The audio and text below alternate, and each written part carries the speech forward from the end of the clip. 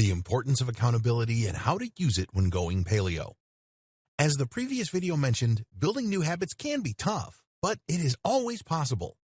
It can be difficult, however, and many times we need a system to help us stay on track. Building a habit is one thing. Sticking with it is quite another. To make sure you don't fall off the wagon when it comes to developing your paleo lifestyle, you're going to want to take tremendous care to get back on the horse on those days where you might slip up and say, "What will one time hurt? I've been doing so well." Sure, a one-time slip-up can be a nice indulgence, and in moderation, any unhealthy lifestyle choices you make may be less damaging than if you were making those poor choices all the time.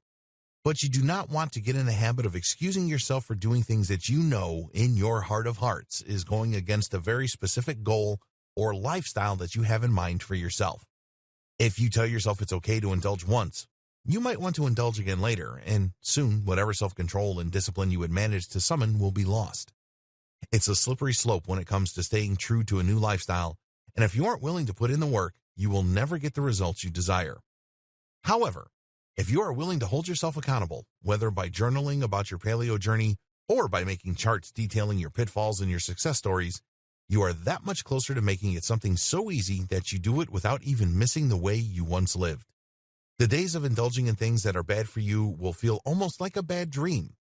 It's like someone who has quit smoking and hasn't touched a cigarette in about 10 years will sometimes say it seems like a whole other lifetime ago, and they can't believe they ever did it in the first place. The same is true of going paleo. If you are willing to put in the time to make this work for you, someday you will look back on the bad choices you made for your health and feel horrified and perplexed at what you had been thinking all that time. Journaling can be a great tool. If you are writing down your victories and the things you have had a hard time with, you can make a plan to deal with those difficulties at a later time. Writing about your journey can help you understand what things might cause you to crave certain foods that you know are bad for you. That way, you can avoid triggering events and focus on making sure you remain in situations that allow you to make the healthiest choices possible for yourself. If you are craving something processed, for example, you can try the old bait and switch. Think about the thing you are craving and equate it to a healthier alternative. Maybe instead of eating a cheeseburger from your favorite fast food restaurant, you could try a leaner meat burger instead. You can easily find bread alternatives to create wraps out of lettuce. You hardly miss the bun. Bread alternatives come in all shapes and sizes. Flax seeds can make impressive alternatives to bread. There are also other gluten-free options that might work for you.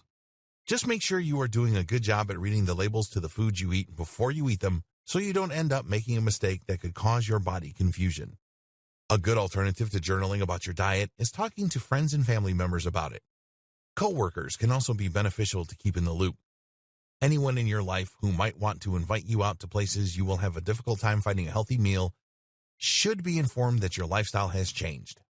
That way, if they see you reaching for something you know you shouldn't have on a paleo diet, they will have the opportunity to ask you if that is something you are supposed to have and what your plans will be concerning your diet in the future.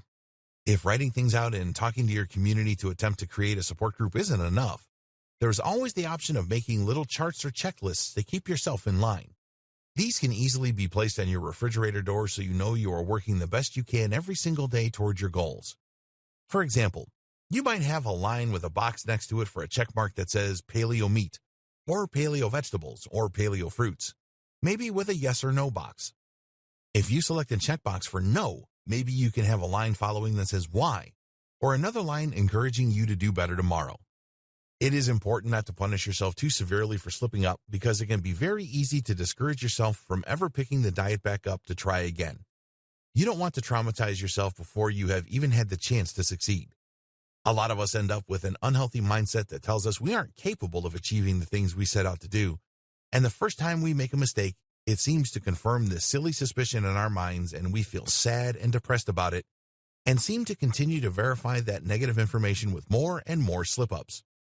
But if we forgive ourselves and move on, quickly correcting our paths and going back to where we started so we can keep going in the right direction, then before we know it, we will be living an authentic paleo lifestyle, and there's no reason not to do that. It is within our power, even when our minds are against us and tell us that we have no control. We must prove that is not the case, especially to ourselves. Once we realize just how much power we have, then we will truly see the power of accountability.